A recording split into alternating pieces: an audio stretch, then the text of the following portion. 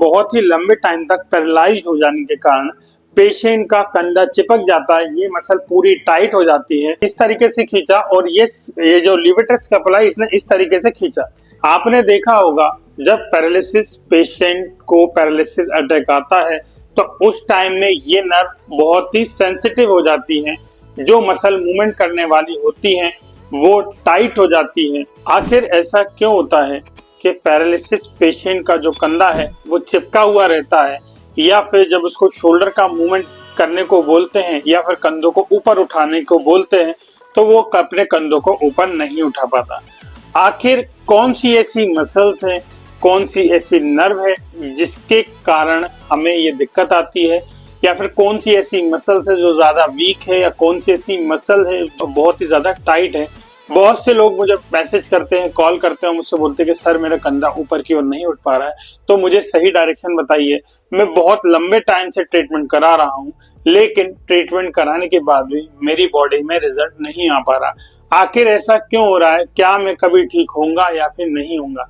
तो आज के इस वीडियो में मैं इन्हीं टॉपिक के ऊपर बात करूंगा। इस वीडियो में मैं आपको बताऊंगा कि आपकी शोल्डर की कौन सी मसल है जो आपके शोल्डर को ऊपर उठाने के लिए रिस्पॉन्सिबल होती है, कौन सी नर्व पर काम करने से आपको ये मूवमेंट्स आ जाएगा, या फिर आपके कंधे चिपके हुए हैं तो उसका कारण क्या है और उसको हम किस तरीके से रिजॉल्व कर सकते हैं। देखिए, ये जो पार्ट लेके आ रहा हूँ ये हमारा पहला पार्ट है। यदि आप इसको ज्यादा प्यार देंगे, ज्यादा सपोर्ट करेंगे तो ऐसे ही मैं इसकी सीरीज लेके आऊंगा जो हर पैरालिसिस पेशेंट के लिए बहुत ही जरूरी होगा, और उससे आप घर पर उसको घर पर भी कर सकते हैं, उस एक्सरसाइज को भी घर पर कर सकते हैं और अपने लकवे की बीमारी को या फिर लकवे की कंडीशन को थोड़ा बेहतर बना सकते हैं। यदि आप हमारे चैनल पर नए हैं तो हमारे चैनल पर जुड़े रहिएगा। आपको लकवे से जुड़ी और भी वीडियोस हमारे यूट्यूब चैनल पर जाकर देख सकते हैं, वहां पर आपको मिल जाएगी। तो चलिए वीडियो को शुरू करते हैं। देखिए, मसल्स पे हम आ रहे हैं, लेकिन मसल्स को समझने से पहले आपको ये समझना पड़ेगा कि इसके अंदर दो प्रकार की मसल्स होती हैं। पहली जो हमारे मूवमेंट कराने के लिए रिस्पॉन्सिबल होती है, और दूसरा जो उस मसल्स को रोकने का काम करती है। आपने देखा होगा जब पैरालिसिस पेशेंट को पैरालिसिस अटैक आता है तो उस टाइम में ये नर्व बहुत ही सेंसिटिव हो जाती हैं, जो मसल मूवमेंट करने वाली होती हैं वो टाइट हो जाती है या फिर इनएक्टिवेट हो जाती है, और जो आपको रोकने वाली मसल है वो बहुत ही ज्यादा टाइट हो जाती है, जिसके कारण ऊपर की ओर मूवमेंट हो ही नहीं पाता या फिर वो मूवमेंट होने ही नहीं देती। तो जो हमारी मूवमेंट करती है उसको बोलते हैं एगोनिस्ट, और जो उसके अपोजिट होती है वो होती है एंटागोनिस्ट। मतलब ऐसी मसल जो मूवमेंट कराती है उसको बोलते हैं एगोनिस्ट, और जो उसको रोकने का काम करती है वो होती है एंटागोनिस्ट। तो सबसे पहले मैं 4 मसल्स का नाम लेता हूं जो कि हमारे शोल्डर को ऊपर उठाने के लिए रिस्पॉन्सिबल होती है, जिसके अंदर आता है हमारा अपर ट्रेपेजियस, ये होती है हमारी पहली मसल। दूसरा होता है हमारा लिवेटर स्कैपुलाई। तीसरी मसल होती है हमारी रोम्बॉइड मेजर मसल, और चौथी मसल होती है हमारी रोम्बॉइड माइनर मसल। अब ये 4 जो मसल्स होती हैं वो हमारे शोल्डर को ऊपर उठाने के लिए बहुत ही ज्यादा रिस्पॉन्सिबल होती है, या फिर हमारे शोल्डर को ऊपर उठाने के लिए रिस्पॉन्सिबल होती है। यही 4 मसल ऐसी होती हैं जो हमारे शोल्डर के लिए जरूरी होती है। अब क्या होता है जब किसी को पैरालिसिस अटैक आता है तो ये नर्व पैरालाइज हो जाती है, जो कि एगोनिस्ट मसल है, लेकिन इसके जो अपोजिट मसल है जो इसको रोकने का काम करती है वो बहुत ही ज्यादा टाइट हो जाती है, जिसके कारण ये शोल्डर का ऊपर का मूवमेंट हो ही नहीं पाता, है ना। बहुत से लोग बोलते हैं कि सर ऐसा क्यों होता है, हम अपने शोल्डर को ऊपर की ओर नहीं उठा पाते या फिर हमारा शोल्डर बिल्कुल चिपका हुआ रहता है। तो उसका रीजन होता है हमारी ये 4 मसल का एक्टिवेशन। यदि आप इस 4 मसल्स पे काम करेंगे तो आपको रिजल्ट बहुत ही जल्दी देखने को मिलता है। देखिए, हमारी बॉडी के अंदर 600 से भी ज्यादा मसल्स होती हैं। यदि आपको पैरालिसिस अटैक आया है या फिर आपको पैरालाइज हुआ है तो आपको ये जानना बहुत जरूरी होता है कि आपकी कौन सी मसल पैरालाइज है और कौन सी मसल टाइट है। यदि आप पैरालाइज मसल पर काम ना करके टाइट मसल्स पे काम करेंगे तो भी आपको रिजल्ट देखने को नहीं मिलेगा, और यदि आप पैरालाइज मसल पर सिर्फ उसी पर काम करके आप पैरालिसिस की कंडीशन को बेहतर बनाने की कोशिश करेंगे तो भी वो नहीं होने वाला। तो हमें जब कंडीशन को बेहतर बनाना है तो हमें दोनों मसल्स पर काम करना पड़ेगा। एक वो मसल जो टाइट है और दूसरी वो मसल जो पैरालाइज है। यदि आप दोनों को सही तरीके से और सही पैटर्न में ट्रीटमेंट प्रोटोकॉल सेट करेंगे तो ही आपको देखने को रिजल्ट मिलेगा। नहीं तो आप कितनी भी एक्सरसाइज करा लीजिए, कितनी भी मेडिसिन ले लीजिए, कितना भी कुछ करा लीजिए, कोई भी थेरेपी करवा लीजिए, आपको रिजल्ट देखने को नहीं मिलेगा। तो अभी मैं ये बताऊंगा, इस वीडियो में मैं आपको ये बताऊंगा कि 4 मसल्स को किस तरीके से आप एक्टिवेट कर सकते हैं, उसकी जो एंटागोनिस्ट मसल है उस पर हम किस तरीके से काम करें जिससे हमारी जो शोल्डर का मूवमेंट है वो धीरे धीरे आने लगे।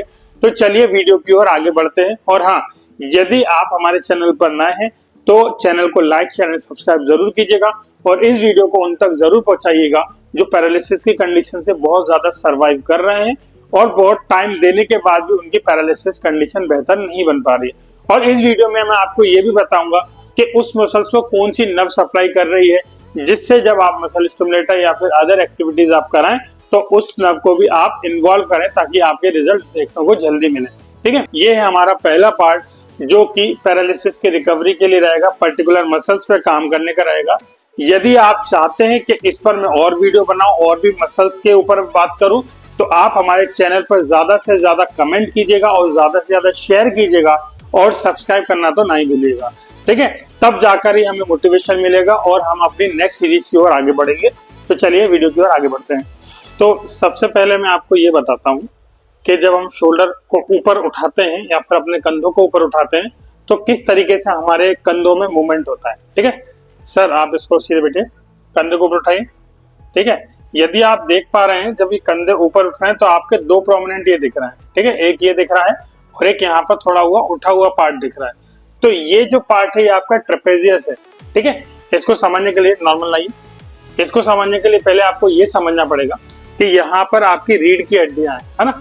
रीढ़ की हड्डियां यदि आपको प्रोमिनेंट एरिया दिख रहा है तो ये प्रोमिनेंट एरिया है आपका C7 या 6 5 4 3 2 1। इस तरीके से आपकी रीढ़ की हड्डियां लाइन बाय लाइन एक दूसरे के ऊपर लगी हुई हैं।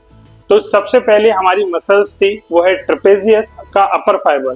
तो ट्रेपेजियस का अपर फाइबर जो होता है वो हमारे स्कल से निकलते हुए हमारे लेटरल साइड यानी बॉडी से दूर की ओर जाता है और ये जाता है हमारा क्लेविकल और स्कैपुला के स्पाइनस प्रोसेस की ओर ये जाता है। कुछ इस तरीके से इसका अपर फाइबर जाता है। ठीक है, ये जो मसल्स आपको दिख रही है ये है आपकी ट्रेपेजियस। ये है आपकी ट्रेपेजियस मसल या फिर ट्रैप्स मसल इसको बोला जाता है। इसका अपर फाइबर है। जब हम अपने कंधों को ऊपर की ओर उठाते हैं तो देखिए किस तरीके से काम कर रही है। ठीक है, ये हो गई हमारी पहली मसल। इसका ओरिजिन आपने देखा हुआ, इसकी शुरुआत कहाँ से हो रही है, ये हमारी स्कल से होते हुए कहाँ तक जा रही है, हमारे क्लेविकल और स्कैपुला के स्पाइनस प्रोसेस तक जा रही है और इसके फाइबर्स कहाँ पर एंड हो रहा है, ये आपकी स्पाइन में आपका एंड हो रहा है। देखिए इस तरीके से जाती है। अब बात आती है कि इसको कौन सी नर्व सप्लाई करती है। तो यहाँ से जैसे आप देख रहे हैं, यहाँ से नर्व 3 और नर्व 4 5 से इसका स्टिमुलेशन होता है। यहाँ से नसें निकलती हैं जो इसको स्टिमुलेट करने का काम करती है और साथ ही साथ 11th क्रेनियल नर्व भी होती है जो स्पाइन को स्टिमुलेट करने का काम करती है। जो आपकी ट्रेपेजियस मसल है उसको स्टिमुलेट करने का काम करती है, तब जाके पेशेंट का ये मूवमेंट हो पाता है। ऊपर उठाइए, इस तरीके से आप देख पा रहे हैं, ये बहुत विजिबल है ना। अब क्या होता है ना, ये मसल्स हमारी पैरालाइज हो जाती है। जब किसी पेशेंट को स्ट्रोक होता है तो ये पैरालाइज हो जाती है जिसके कारण हम अपने कंधों को ऊपर नहीं उठा पाते और ऊपर नहीं उठा पाने के कारण ये बहुत ही लंबे टाइम तक एक ही पोजीशन पे रहती है जिसके कारण ये कॉन्ट्रेक्शन में जाने लगती है या फिर ये इसकी जो लेंथ है वो धीरे धीरे कम होने लगती है जिसके कारण पेशेंट को कंधे उठाने में दिक्कत होती है। ये हो गई हमारी पहली मसल। अब नेक्स्ट आती है हमारी लिवेटर स्कैपुलाई मसल।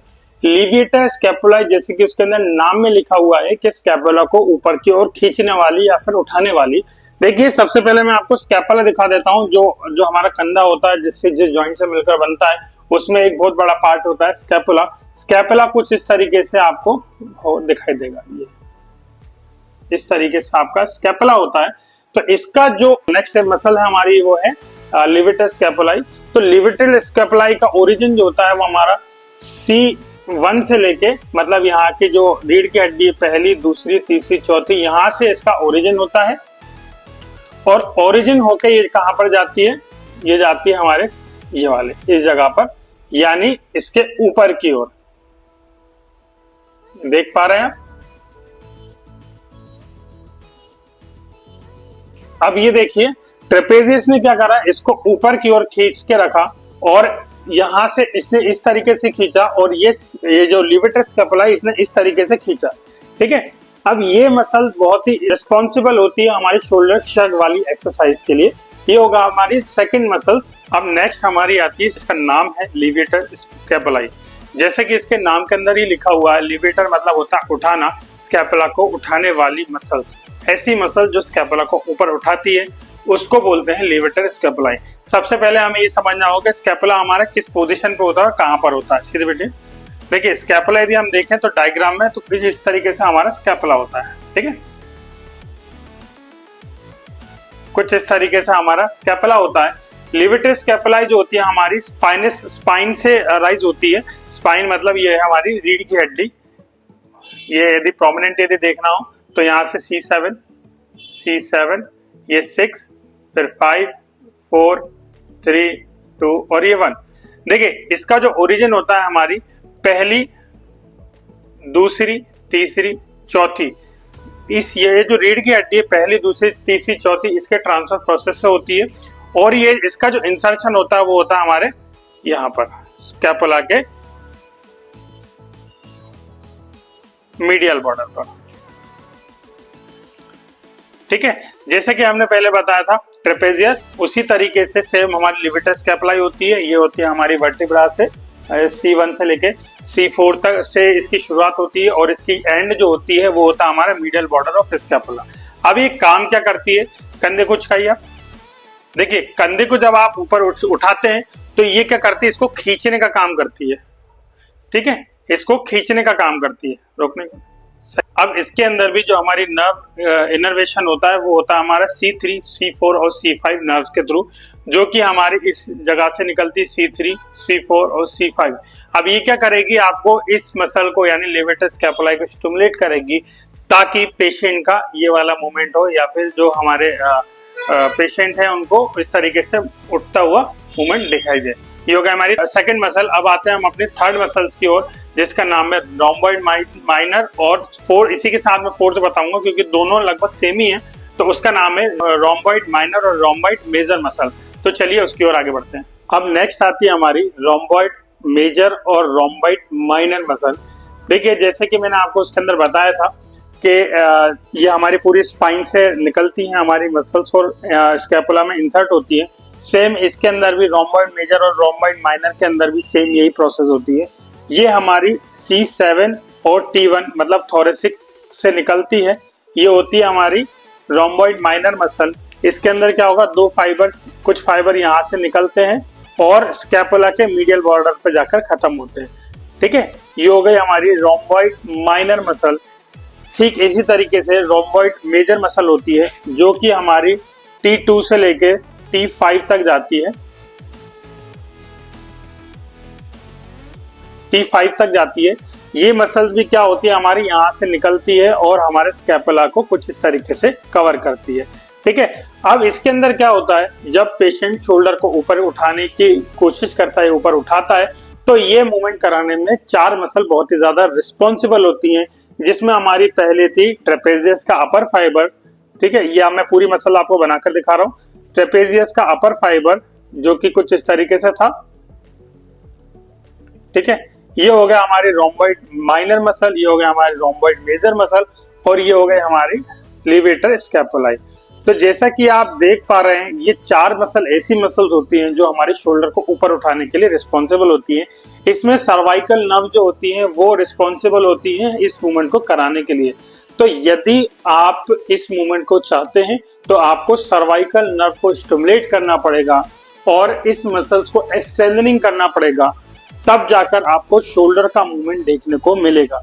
ठीक है, कई बार ऐसा होता है कि बहुत ही लंबे टाइम तक पैरालाइज हो जाने के कारण पेशेंट का कंधा चिपक जाता है, ये मसल पूरी टाइट हो जाती है।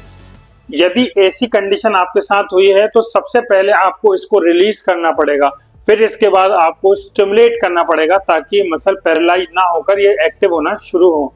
जैसे जैसे ये एक्टिवेट होती है वैसे वैसे आप एंटागोनिस्ट मसल जो इसको रोकने का काम करती है उसका भी मैं नाम बता देता हूँ कि कौन कौन सी ऐसी मसल्स हैं जो एंटागोनिस्ट का काम करती है, जिस पे आपको ज्यादा फोकस करना पड़ेगा। यदि ये बहुत ही ज्यादा टाइट रहेंगी तो आप इसको कितना भी स्टिमुलेट कर लीजिए, कितनी भी पावर देने की कोशिश कर लीजिए, ये वापस शॉर्ट होने लगेगी। क्यों? क्योंकि वो मसल को मूवमेंट ही प्रोवाइड नहीं होने देगी।